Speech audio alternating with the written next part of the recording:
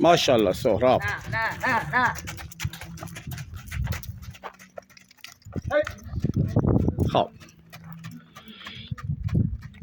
شاهان کره سمند 2 و ملکه آرام، سن 2 سال 24 ماه. اسبی بسیار خوشگل، زیبا، خوش قد و آمد. نژاد آخال تکه ترکمن. سوارکار سهراب شیر محمدیان، دانشجو دانشگاه علمی کاربردی فدراسیون سوارکاری ایران.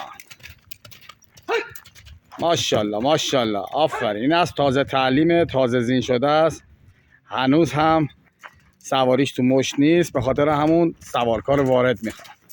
ماشاءالله سهراب حریفه. ماشاءالله سهراب ماشاءالله.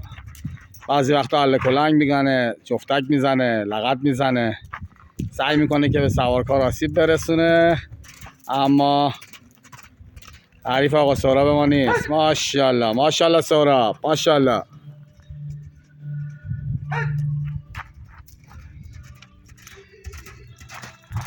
چه غروب زیبایی. ماشاءالله ماشاءالله سهراب. باریکالله باریکالله، عالیه.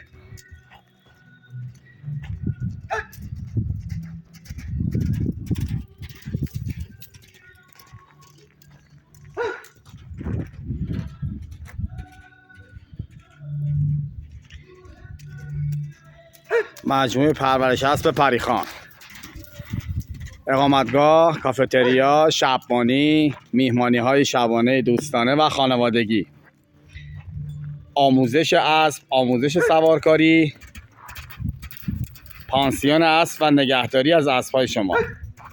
ما توی مجموعه 3 تا پادوک متفاوت داریم: پادوک 40x40، پادوک 25x40 و پادوک 40x60. مکانی مناسب برای گشت های آزاد. محسن شیر محمدیان هستم. 0935 484 8609، شهرستان شاهرود، دهستان دهملا، کویر دریاجوش.